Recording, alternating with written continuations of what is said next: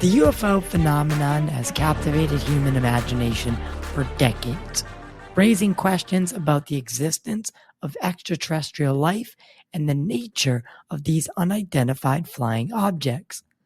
This video will explore the most likely scenario behind the UFO phenomenon, delving into the connection between UFOs, nuclear weapons and energy, as well as the correlation between UFOs and water. Included are various cases, texts that are cited to provide a comprehensive understanding of these unexplained occurrences. UFO sightings have been reported worldwide. A lot of folks have this disengaged notion that UFOs only show up in the United States. This is farthest from the truth. There are UFO accounts that date back to ancient civilizations. However, let's keep it in the modern day. Modern interest in UFOs surged in the mid-20th century, particularly after the infamous Roswell incident in 1947. Numerous theories have emerged to explain these sightings, ranging from extraterrestrial visitors to advanced human technology, future humans, and even interdimensional beings. One of the most compelling, and if you're looking at Occam's razor, one of the most simple explanations about UFOs and why they're here is the extraterrestrial hypothesis, which poses that these objects are spacecraft simply piloted by beings from other planets. This theory is supported by numerous eyewitness accounts, abduction reports, physical evidence, and so much more. Photography, videography, you name it, we have it. Key cases: Betty and Barney Hill, the first abduction, 1961. One of the most famous abduction cases, the Hills reported being taken aboard a UFO and subjected to medical experimentation by these extraterrestrial beings. This case, thoroughly investigated and documented, has become a cornerstone of abduction research. I've had Kathleen Martin on the podcast, who is the niece of Betty and Barney Hill. Link to that description below. The Pascagoula abduction. I also have had Philip Mantle, who wrote the book with Calvin Parker, who was a part of the Pascagoula abduction and recently passed away. A link for that will be in the description as well. But the Pascagoula abduction of 1973, Charles Hickson and Calvin Parker reported being taken aboard a craft by strange humanoid beings. Their detailed accounts, coupled with physical evidence, have made this case one of the most credible abduction stories of all time. Hands down. Especially now with the work that Dr. Irena Scott and Philip Mantle have put in after the fact. Their book is a wealth of information and corroboration from people who also saw the craft that may or may not have taken Calvin and Charles that night.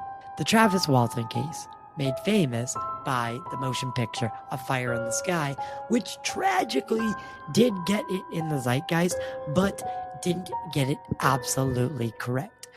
Travis Walton admits this himself, that they definitely played around with the luxuries of the horror element to the film, and the ending was a complete rewrite of the story. Travis does lean more towards the fact that these beings actually saved his life rather than were trying to harm him. He got too close to the craft, touched it, and his heart stopped. And they were simply fixing a mistake.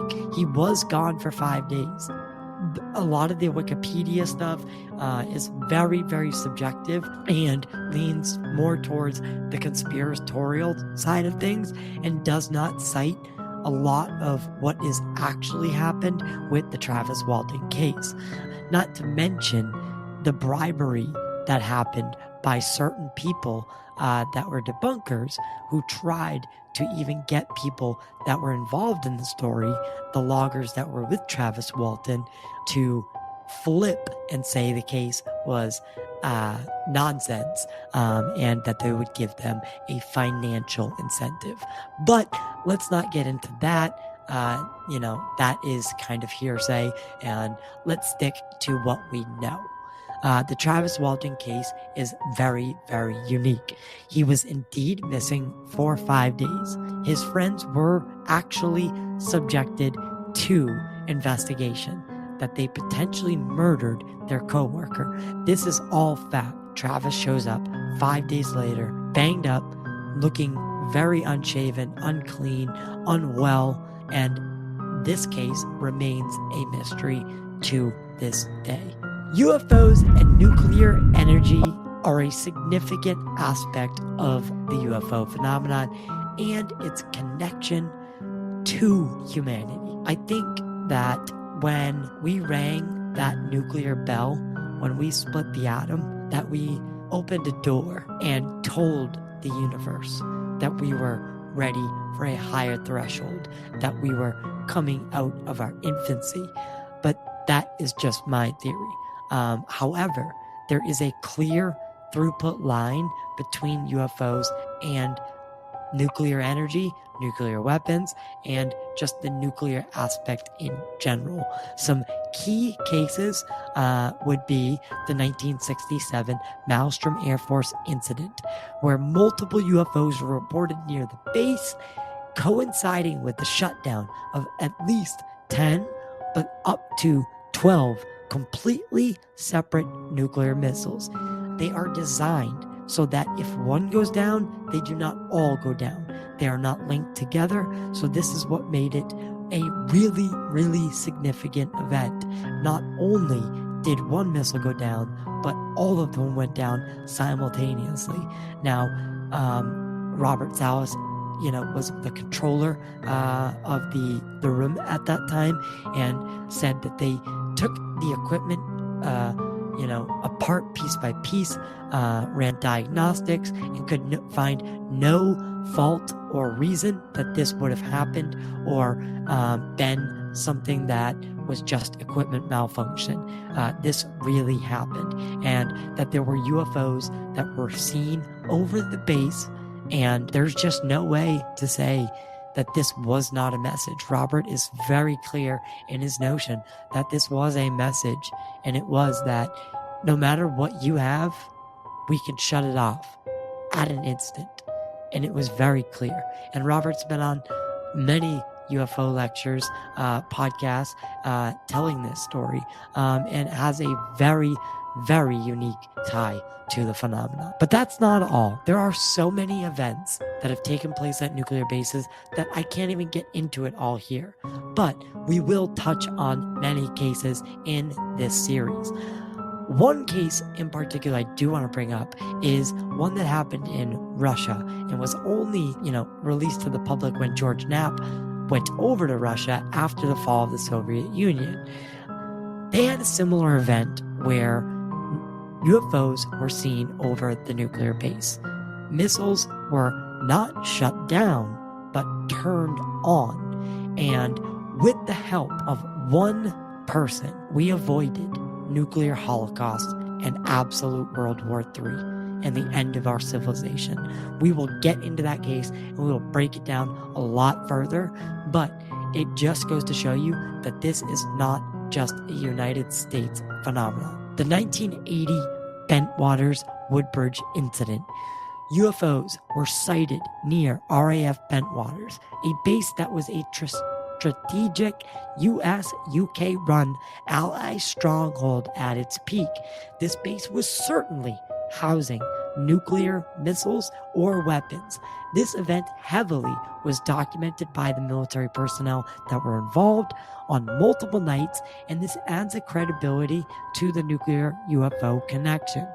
We'll dive more into that case and a lot more of these cases in the coming months in this series, like I've said. Our key references for some stuff like this are, indeed Robert Hastings, his book UFOs and Nukes, Extraordinary Encounters at Nuclear Weapon Site. Hastings' book compiles numerous cases linking UFOs with nuclear sites, providing a detailed examination of this intriguing correlation. Also, Richard Dolan. Dolan's work explores the broader implications of UFO sightings near sensitive military installations and their potential impact on national security. Some additional cases are the 1952 Hanford sightings, where multiple UFOs were reported near Hanford Nuclear Production Complex in Washington.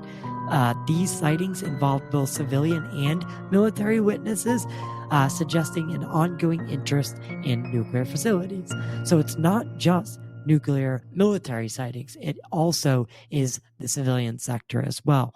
The 1954 uranium mines incident. UFOs are reported near uranium mines in the Belgian Congo. The presence of these objects in remote areas and these locations involved in nuclear material production adds another layer to the UFO and nuclear connection. These cases indicate a pattern. UFO activity near nuclear sites, near nuclear weapons, near nuclear energy, suggesting at least an interest or concern for human nuclear capabilities. The recurring nature of these incidents across different locations, time periods, it just supports the hypothesis that UFOs may be and most likely are monitoring our nuclear technology. UFOs and water. Another fascinating aspect of the UFO phenomenon is its correlation with water. Many sightings have occurred near oceans, lakes, rivers, leading to theories about underwater bases or the use of water for propulsion or energy purposes. We could go on for days with the amount of cases. There's even a new word, USO, for unidentified submersible object, that has been created. Richard Dolan is actually working on a book about this right now, and I cannot wait to dive into this. He has had access to plenty of archives, including MUFON, New Fork, so he's compiled an amazing set of cases. I hope to one day have him on the podcast and really get into it. But some key cases we can look at are the Shag Harbor incident of 1967. It's a UFO reportedly crashed into the waters off Shag Harbor, Nova Scotia. Despite an extensive search over multiple days, no debris was found, fueling speculation about underwater UFO bases. The Lake Baikal sightings. This Siberian lake has been the site of numerous UFO sightings and underwater encounters, suggesting a possible interest in deep, freshwater bodies. It's not only that, but Catalina Island, where the famous 2004 Nimitz USS Battle Group encounter took place. I've been to Catalina Island myself. This is the spot that has clearly got something going on. There is just no doubt about it. Now, the UFO phenomenon remains one of the most intriguing and controversial subjects of modern times, but it's the most important at the same time. While the extraterrestrial hypothesis provides a compelling explanation for sightings, it is essential to consider a broader spectrum of possibilities. There could be many phenomena happening at the same time. So to back yourself into a corner or pigeonhole yourself to one idea is very naive. When has this world ever been easy? The connection to nuclear weapons and energy, as well as the correlation with water, suggests that UFOs might be part of a complex array of phenomena that defy singular explanation. Various theories propose that UFOs could be advanced human technology, natural atmospheric phenomena, and even interdimensional visitors.